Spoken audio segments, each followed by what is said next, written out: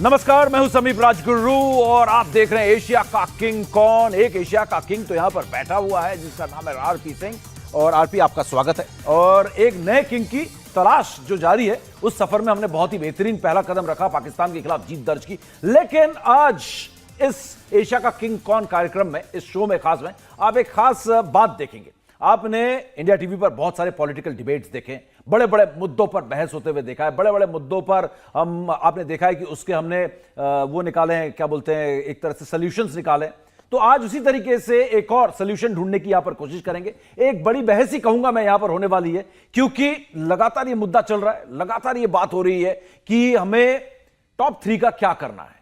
अब बस सवाल ही उठता है, इस डिबेट में आरपी के साथ मैं करने वाला हूं। आरपी इस बारे में क्या सोचते हैं कि क्या T20 वर्ल्ड कप, जो कि आज से करीब 40-45 दिन बाद शुरू होने वाला है, उसमें हमें हमारे टॉप 3 यानी त्रिमूर्ति से आगे देखने की जरूरत है।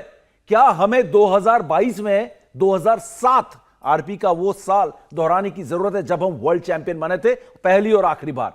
क्या उसकी जरूरत है? इस पर हम आरपी से बात करेंगे। लेकिन सबसे पहले आपको दिखाते हैं कि हमारे कप्तान रोहित शर्मा का प्रदर्शन कैसा चल रहा है, उनकी कप्तानी पर कितने सवाल उठ रहे हैं। क्या रोहित शर्मा वाकई में T20 वर्ल्ड कप में कप्तानी और अपने परफॉर्मेंस से टीम इंडिया को वर्ल्ड चैंपियन बना सकते हैं? याद है आपको 2007 जब आरपी और उनकी टीम ने वर्ल्ड चैंपियनशिप पर कब्जा किया था। T20 वर्ल्ड चैंपियनशिप इनॉग्रल पहला वर्ल्ड कप था T20 का, और उसको हमने जीता था। और उससे पहले क्या हुआ था? उससे पहले मैं रिपोर्टिंग कर रहा था, आरपी इंग्लैंड में खेल रहे थे और किस्मत से मैं भी वहीं पर था, और हम सब चौंक गए थे जब एक जबरदस्त भूचाल आया। राहुल द्रविड़, सचिन तेंदुलकर, सौरव गांगुली, वीवीएस लक्ष्मण, सबने कहा कि हम T20 नहीं खेलेंगे। वीवीएस लक्ष्मण हालांकि दौड़ में थे भी नहीं, लेकिन इन तीनों ने, इस त्रिमूर्ति ने कहा हम T20 से अपना नाम वापस लेते हैं। लेकिन अब इनसे उम्मीद करना कि हमारी जो त्रिमूर्ति जिस तरीके से खेल रही है वो डरा रही है। केएल राहुल हालांकि बहुत ही युवा खिलाड़ी है, लेकिन इसके बावजूद भी इनसे हमें उम्मीद करना कि सचिन तेंदुलकर, सौरव गांगुली और राहुल द्रविड़ की तरह ये अपना नाम T20 वर्ल्ड कप से वापस ले ले, ये मुश्किल है। और उनमें से एक कप्तान भी है। लेकिन क्या वाकई में ये वक्त आ गया? इनका परफॉर्मेंस देखकर ऐसा लग रहा है, इनकी कोशिशें जो लगातार फेल हो रही है उसको देखकर ये लग रहा है कि T20 वर्ल्ड कप में हमें इनसे आगे देखने की जरूरत है। और वक्त आ गया है कि हम 2007 वाली सोच को दोबारा दोहराएं 2022 में। कर सकते हैं, क्योंकि आप देखो ये एशिया कप इन तीनों के लिए बहुत महत्वपूर्ण है, क्योंकि जिस हिसाब से प्रदर्शन चल रहा है तीनों का, जिसमें विराट कोहली मैं कहूँगा थोड़ा बेटर इंटेंट साथ खेल रहे हैं। केएल राहुल, इससे पहले जिम्बाब्वे सीरीज थी उसमें भी उनका बल्ला चमका नहीं ज़्यादा, आईपीएल में उन्होंने ठीक किया, पर रोहित शर्मा आईपीएल और उसके बाद तो खेले नहीं ज़्यादा, तो परफॉर्मेंस में बहुत अप एंड डाउन है। और जो आंकड़े दिखा रहे हैं वो एक्चुअली डराने वाले हैं कि रोहित शर्मा ऐसा बल्लेबाज अगर आंकड़े देखे तो कुछ फॉर्म में नहीं है, और खेलने के तरीके में भी बहुत सारे प्रश्न हैं। तो तीनों के साथ तो बहुत मुश्किल हो जाएगा। अगर ये तीनों में से कोई 2 फॉर्म में नहीं रहा है, एक से तो नहीं चलेगा, 2 फॉर्म में तो प्रॉपर होनी चाहिए, तभी आप तीनों खिला सकते हैं। अन्यथा आपको किसी न किसी को तो बैठाना पड़ेगा। 3 एक साथ तो खेलते नहीं दिख रहे आज की स्थिति अगर देखी जाए तो। ये बहुत बड़ा यहां पर एक मैं कहूंगा बयान है, या एक बहुत एक बड़ी बात यहां पर आरपी ने कही है, जो खुद इतने साल इंडिया के लिए खेले, वर्ल्ड चैंपियनशिप जीते हैं, एशिया कप जीते हैं। ये बात एक और याद दिलाती है आरपी की तीनों एक साथ नहीं खेल सकते हैं।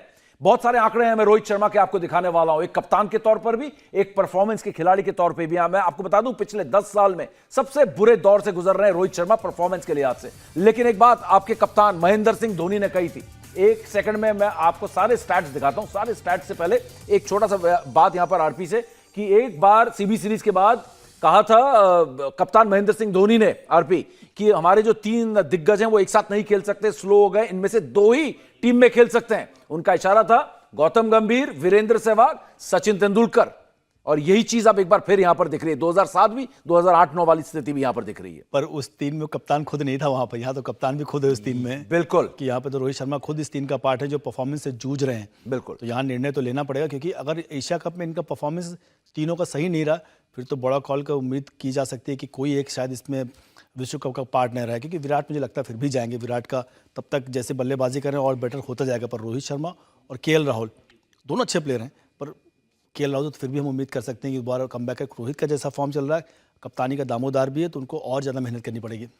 तो यहां पर एक तो बड़ी बात यह कह दी है कि 2 खिलाड़ी इन 3 में से खेल सकते हैं, और विराट को खेलते हुए देख रहे हैं। लेकिन रोहित और केएल राहुल की जगह जो है थोड़ी सी मुश्किल दिख रही है। थोड़े से आपको इस साल के आंकड़े दिखा देता हूं। 14 मैचेस इस साल रोहित शर्मा ने खेले और अपने करियर में 2012 से, मैंने पिछले 10 साल के आंकड़े निकाले, पूरे फुल स्क्रीन में इनको आरपी में दिखाऊंगा अपने दर्शकों को भी कि आपको दिखे। 14 मैचेस में 302 रन उन्होंने बनाए, औसत उनका 23.23 का है और स्ट्राइक रेट 134, जो कि बहुत ही खराब भी नहीं है, लेकिन 150 के आसपास स्ट्राइक रेट होना चाहिए, बहुत ही पुअर है। इससे पहले रोहित का अगर आप देखेंगे ना आंकड़ा, और 2022 से पहले 2012 में उनका कुछ ऐसा ही हाल था, जब 2012 में उन्होंने 13 मैचेस में 9 पारियों में 4 बार नॉट आउट रहे और सिर्फ 116 रन बनाए और उनका औसत था 23.20 का। तो इसका मतलब ये क्या हुआ कि सबसे बुरे दौर से गुजर रहे हैं रोहित शर्मा परफॉर्मेंस के लिहाज से। साल 2022 में ओपनिंग के लिहाज से आप अगर देखेंगे 13 मैचेस में उन्होंने सिर्फ 295 रन बनाए, औसत है सिर्फ 24.58 का, स्ट्राइक रेट फिर भी ठीक है। और इससे भी जो ज्यादा प्रॉब्लम है यहां पर आरपी, वो आने वाला है आंकड़ा जिसके बारे में मैं आपसे बात करने जा रहा हूं, वो है कि पावर प्ले के 6 ओवर रोहित निकाल ही नहीं पा रहे हैं। ये मैं कहूंगा बड़ा है, क्योंकि पावर प्ले के 6 ओवर में उनका 8 बार अपना विकेट गंवा दिया, 8 बार विकेट। बाकी जो आपने 2013 का आंकड़ा दिखाया 2012 का, उसमें 140 का स्ट्राइक रेट ठीक है और 24 का औसत भी आप कह सकते हो, युवा रहे होंगे तब या तो 3 साल खेले होंगे वो भी ठीक है। पर ये जो आपने नया आंकड़ा दिखाया कि पावर प्ले कंप्लीट नहीं कर पा रहे। 2012 में 5 साल हो चुके थे, 2007 में डेब्यू आपके साथ डेक्कन चार्जर्स के साथ आईपीएल चैंपियन, वर्ल्ड कप में भी थे, वर्ल्ड कप चैंपियन। हाँ, तो एक्सपीरियंस फुल हो चुका था। कोई एक खराब साल मान सकते हैं, पर अभी का जो आंकड़ा है वो थोड़ा सा डरावना है कि आप पावर प्ले को ही पूरा कंप्लीट नहीं कर पा रहे। पिछला मैच जो खेला उन्होंने वो थोड़ा और शंका डालता है कि शायद उन्होंने सोचा कि एक पार्टनरशिप लगाई जाए विराट कोहली के साथ, उसकी तरफ उन्होंने उसके लिए एक प्लानिंग भी की, रणनीति बनाई, पर अंततः अंत समय जब एक बड़ा शॉट लगाने के बाद दूसरा शॉट मारने का आउट हो गए।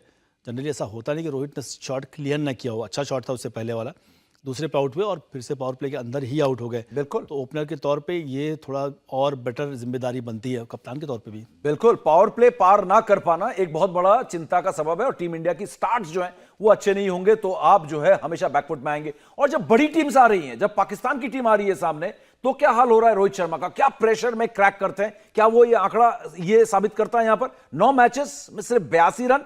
इस टीम के खिलाफ इतना लचर प्रदर्शन है कि आप देखिए इस मैच से पहले जो पिछला मैच था 14 कुछ का औसत था, वो गिर के अब 14 से भी नीचे आ गए, 13.67, स्ट्राइक रेट 112 का। तो ये पाकिस्तान की बॉलिंग लाइनअप जहां पर 140, 45, 50 वाले बॉलर्स भरे हुए हैं, वहां पे रोहित और स्ट्रगल करते हैं। और ऑस्ट्रेलिया में ये जो पेस है, ये एवरेज पेस मिलेगी ऑस्ट्रेलियन पिचेस में। सारे टीम्स, इंग्लैंड, न्यूजीलैंड, ऑस्ट्रेलिया, सब 145-50 वाले गेंदबाज मिलेंगे उनको। पेस तो समीप नहीं कहूंगा उतना, मुझे लगता है स्किल ज्यादा है पाकिस्तान गेंदबाज में, जिसको रोहित को हमेशा चकमा देती है, खासतौर से लेफ्ट आर्म तेज गेंदबाज। उसके विरुद्ध प्रदर्शन का इतना अच्छा नहीं रहा, उस पर उतना शायद वर्क नहीं कर पाए यहाँ पर जैसे से आप आंकड़े खा रहे हैं, हर आंकड़ा पहले आंकड़े से थोड़ा खराब दिखता जा रहा है। हाँ। ये तो बहुत ही चिंताजनक है कि आप पाकिस्तान विरुद्ध अकेले आपने कोई परफॉर्मेंस रहा ही नहीं, 13 समथिंग का औसत है। 13 का औसत है, बिल्कुल। 13 तो बहुत ही खराब, मतलब 13 तो किसी भी बल्लेबाज से उम्मीद नहीं कर सकते, वो चाहे 7वें नंबर का बल्लेबाज हो। बिल्कुल। तो आप तो ओपनर हैं और आप तो धुरी है, इस बैकबोन कहिए आप, ये इसकी स्ट्रेंथ है। तो ये बहुत जो पहले चर्चा कर रहे हैं चिंताजनक बात है भारतीय टीम खेमे के लिए।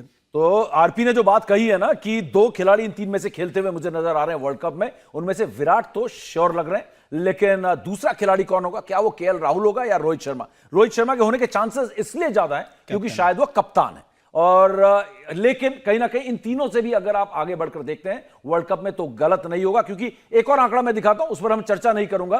पेसर्स और स्पिनर्स के खिलाफ भी जो अगर आप देखेंगे, लेफ्ट आर्म पेसर्स के खिलाफ आरपी सिंह ने भी कहा, इसको फुल स्क्रीन में दिखाया जाए जरा, किस तरीके से पेसर्स के खिलाफ वो जो है स्ट्रगल करते हुए नजर आ रहे हैं। कई बार जो है खासकर लेफ्ट आर्म सीमर्स की बात करें, पिछले 13 मैचेस में 5 बार लेफ्ट आर्म सीमर्स ने उनको आउट किया। ट्रेंट बोल्ट के खिलाफ तो खासा संघर्ष करते हैं, शाहिन शाह अफरीदी जैसा गेंदबाज होता तो संघर्ष करते हैं। रोहित की फिटनेस जो है आरपी मुझे लगता है कि बहुत आड़े आ रही है उनके स्किल्स को एग्जीक्यूट करने में। रिफ्लेक्सेस शायद कम हो रहा है, ऐसा लगा। फिटनेस तो उन्होंने टेस्ट जरूर पास किया होगा, बगैर फिटनेस टेस्ट पास किए तो भारतीय टीम का हिस्सा नहीं बन सकते हैं, जो करंट सिनारियो है।